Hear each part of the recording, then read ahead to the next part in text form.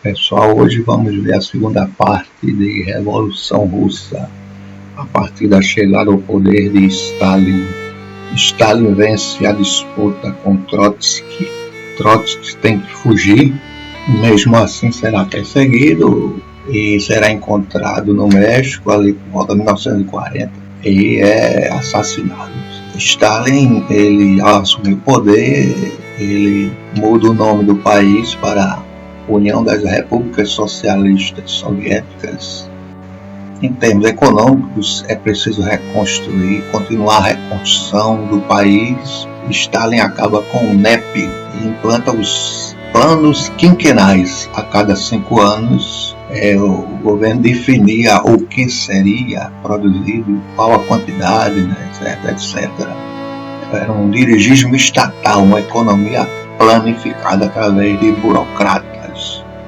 E a ênfase era na infraestrutura, no aço, na siderurgia, metalurgia, a indústria pesada, o cimento, as ferrovias, a eletricidade, petróleo. Na agricultura houve a coletivização forçada. Foram criadas fazendas coletivas e fazendas estatais, mas tudo era dirigido pelo Estado. Os fazendeiros que resistiam foram perseguidos.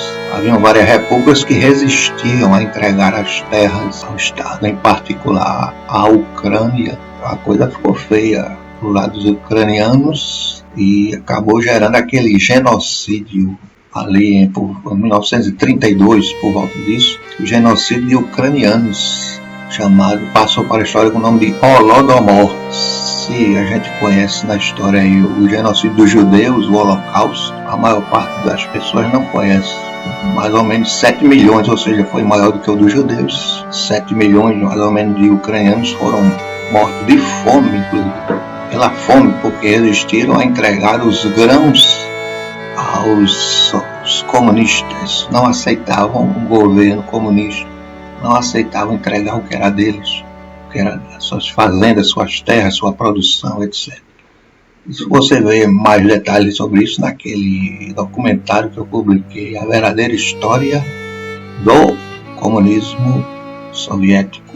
Stalin implanta um regime de terror, a censura aos meios de comunicação, tudo era censurado. Não havia mais liberdade de imprensa. Qualquer veículo de imprensa fora do partido era proibido, jornal, livro, rádio, nada que não fosse oficial, panfletos, etc. Nada disso é permitido, né? Liberdade de expressão, de opinião e até de religião. As religiões foram perseguidas, os cristãos, os islâmicos, etc. Todo mundo foi preso. Existia uma religião oficial, autorizada pelo Estado, mas aí os sacerdotes eram também adeptos do regime, era uma religião controlada.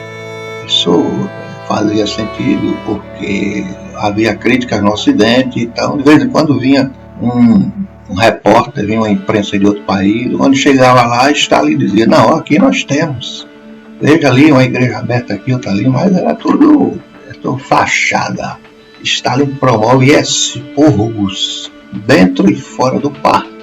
O que eram expurgos? A eliminação de opositores ou supostamente opositores. Stalin se torna paranoico, ele via conspiração em tudo.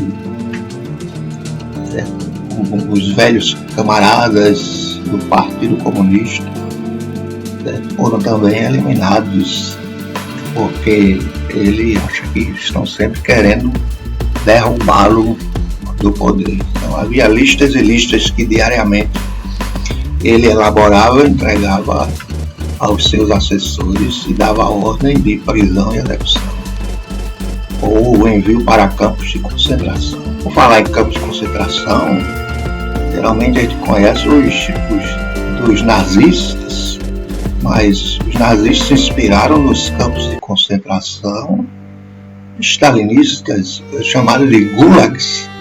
Eram campos de trabalho forçado, trabalho escravo, trabalho compulsório, ou seja, aquilo que existiu lá na Mesopotâmia, Egito, trabalho compulsório, né? E era um tipo de trabalho escravo e que na União Soviética foi um trabalho escravo, ou seja, a escravidão voltou com tudo. Então, não confie em ideais socialistas, liberdades, de fim de opressão.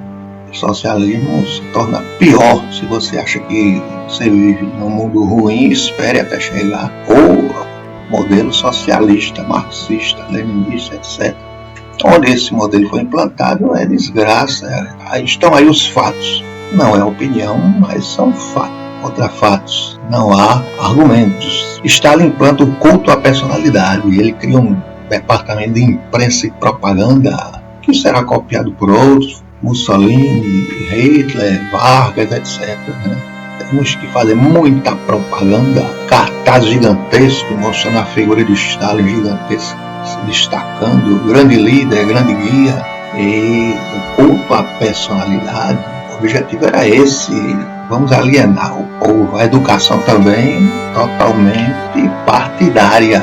A educação comunista era uma educação doutrinadora. O governo soviético controlava a educação do berço até a universidade. Professores e estudantes que questionassem o comunismo eram severamente punidos. A educação enfatizava valores de sacrifício e árduo trabalho. Os alunos eram treinados e doutrinados para tornarem-se futuros membros do Partido Comunista. Os professores passaram também por uma reeducação, através da qual tornaram-se agentes doutrinadores do comunismo. Desta maneira, os estudantes passavam por uma verdadeira lavagem cerebral, onde aprendiam desde pequenos que o comunismo era libertário e perfeito, e toda e qualquer ideia contrária estava errada e devia ser perseguida, além de proibida. O ideal de igualdade. A pergunta que muitos fazem sobre o regime socialista ou comunista é se houve a implantação da igualdade. A resposta é não. O ideal de igualdade sempre fez parte de um discurso sedutor, fácil e agradável para enganar e iludir multidões. Na prática sempre houve diferenças. Na União Soviética não foi diferente. Os salários não eram iguais e as condições de vida dos mais pobres sempre foram muito mais difíceis do que os membros da elite do Partido Comunista. O que existiu no mundo soviético foi a criação de duas classes sociais: a dos ricos, membros da elite do partido, e o restante, que era a maioria do povo. A classe ou casta dos privilegiados na União Soviética foi chamada de nomenclatura. Era a classe dos burocratas, dos dirigentes, das empresas e dos artistas e dos amigos do poder. Ela incluía altos funcionários do Partido Comunista, cientistas, diretores das empresas, os artistas e outras pessoas que gozavam da simpatia do partido. Na verdade, os membros da nomenclatura eram, em sua esmagadora maioria, filiados ao Partido Comunista da União Soviética e gozavam de inúmeros privilégios e vantagens, as quais eram inacessíveis para o restante da população do país. Para o povão, ou seja, para a maioria que não pertencia à elite, as dificuldades começavam pela moradia, pois todas elas foram tomadas pelo governo comunista. E era o governo quem determinava quantas famílias morariam em uma dessas casas ou apartamentos. Se você tivesse sorte ou fosse amigo das pessoas certas, a moradia seria habitada apenas por sua família. Mas a realidade geralmente era a da habitação compartilhada. Por exemplo, um apartamento ou casa de 3 quartos para uma família poderia ser dividida até por 3 famílias, as quais eram compostas por pessoas estranhas, você não conhecia. Cada uma dessas famílias habitava em um quarto. O banheiro e a cozinha eram áreas comuns. Imagine as discussões e confusões. Se com uma família já existe confusão, imagine 3 convivendo em um espaço projetado para uma. As brigas eram constantes. Como era proibida qualquer atividade privada, ou seja, no caso de moradias, não existiam imobiliárias. O governo tinha um departamento específico para administrá-las. Sendo assim, os soviéticos, insatisfeitos com a difícil situação, foram criando meios para driblar a burocracia através da corrupção, amizades e propinas. Surgiu assim uma rede clandestina de permuta de imóveis. Claro que era ilegal, mas era o jeito. Pelas vias legais, muitas famílias sabiam que levariam muito tempo tentando se mudar para alguma moradia com mais privacidade, mas não havia garantia. O jeito era apelar para a corrupção e a ilegalidade. No caso dos membros da elite do Partido Comunista, a realidade era outra. Privilégios não faltavam, as moradias eram bem maiores e não havia compartilhamento. Os privilégios da nomenclatura eram inimagináveis até para a maioria da burguesia, classe que foi banida no mundo comunista. Em geral, os prédios onde a nomenclatura morava possuíam apenas 2 apartamentos por andar. Tinham cinema, biblioteca, salão de beleza, piscina, cafeteria, clínica médico-odontológica, creche, mercearia, quadra de esportes, lavanderia, banco, etc. Claro que havia troca de moradores. Bastava alguém ter seu nome escrito na lista de suspeitos de Stalin para rapidamente perder todos os privilégios, ser preso, deportado, etc. Ou seja, o ideal de igualdade sempre foi uma grande mentira e só acreditava nela quem fosse um completo idiota. A maioria dos soviéticos sabia desses privilégios, mas não podiam sequer protestar, pois as consequências seriam as piores possíveis em um regime ditatorial. Outro problema que afligia o povão era a propiska. O que era a propiska? Era um documento que tinha como finalidades controlar o deslocamento dos cidadãos pelo país, ou seja, você só podia sair de sua cidade se tivesse esse documento. Controlar a migração entre as regiões russas através da propiska. A ditadura permitia ou proibia o deslocamento dos russos. Na prática, você não possuía o direito de ir e vir em seu país. Era praticamente impossível você migrar para outra cidade, pois você precisaria primeiro ter um emprego. A propiska era uma excelente maneira de prender o camponês russo em sua região, impedindo seus sonhos de melhorar de vida. Na economia socialista, os bens de consumo nunca foram prioridade. O resultado era sempre pouca oferta de produtos de má qualidade, longas filas, desabastecimento, compras através de cartão de racionamento, irritação, perda de tempo, insatisfação, etc. Claro que essas dificuldades não existiam para a elite do Partido Comunista. Para eles não faltavam produtos da melhor qualidade, não havia racionamento nem filas de espera. Qual seria a causa dessa precariedade na questão dos bens de consumo? Tudo começa pelo princípio da propriedade. No socialismo, o povo não é dono de nada, tudo pertence ao Estado, ou seja, o Estado era dono dos meios de produção, exemplo, máquinas e equipamentos. O comércio que você possuía, a pequena padaria, a pequena oficina, sua lojinha, o mais simples dos empreendimentos, foram tomados pelo Estado. Sendo assim, o Estado definia tudo. Além do preço, definia o que produzir, o que transportar, o que você pode ou não pode comer, o que vestir, consumir, etc. O empreendedorismo era proibido, ou seja, você não podia criar seu próprio negócio, já que ser empreendedor, comerciante ou a palavra amaldiçoada burguês era um crime, pois o ódio à burguesia sempre foi um dos pilares do marxismo.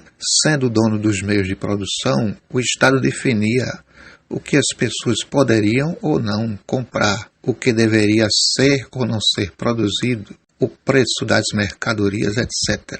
Os meios de produção foram confiscados e entregues aos burocratas do Estado, ou seja, esses burocratas tornam-se usuários e produtores de coisas que eles não possuíam anteriormente. Essa burocracia não tinha o conhecimento e nem a experiência dos empreendedores para determinar os custos envolvidos na fabricação ou na modificação das etapas do processo de produção. Sendo assim, o cálculo econômico torna-se impossível no socialismo, pelas seguintes razões. A atividade econômica é bastante complexa. Envolve o custo de matérias-primas, transporte, impostos, despesas como energia elétrica, água, comunicações, custo de manutenção e compra de máquinas, equipamentos, etc. depende também da existência de um mercado de trocas voluntárias, ou seja, o livre mercado, tanto para bens de consumo quanto bens e fatores de produção, incluindo a precificação da mão de obra. Exemplo, quanto mais vendas, mais produção, mais emprego, mais máquinas. Se as vendas caem, é preciso verificar se a concorrência está oferecendo melhores produtos e serviços. É preciso atualizar-se, e isso envolve custos. Porém, no mundo comunista, não existe concorrência, pois isso é coisa do mundo capitalista.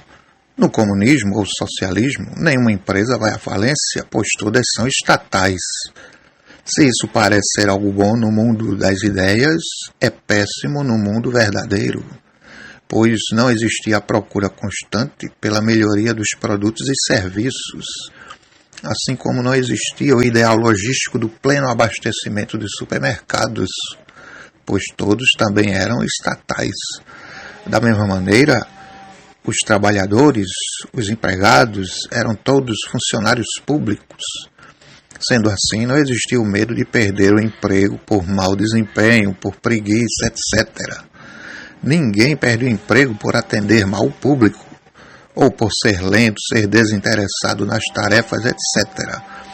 Só se perde o emprego em casos graves, tais como roubo ou assassinato. A ditadura stalinista foi de fato socialista? Não existe um padrão de socialismo, pois há várias interpretações, dependendo do ditador que estiver no poder.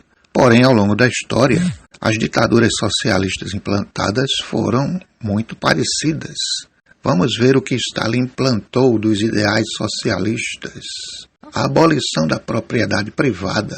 Todos os meios de produção passaram a ser do Estado. Isso foi implantado através da violência, do uso da força e a eliminação da oposição. O Estado, e não os trabalhadores, passou a concentrar toda a riqueza. O Estado tornou-se mais poderoso, pois agora passou a ter os poderes políticos e econômicos.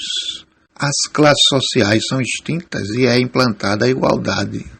Isso não aconteceu. A sociedade foi dividida em duas, uma rica, formada pela elite dirigente do Partido Comunista, e a outra pobre, formada pela maioria do povo. A economia planificada, todos os setores econômicos passaram a ser controlados e dirigidos pelo Estado, o qual determinava os preços, os salários e a regulação do mercado como um todo. Isso foi implantado.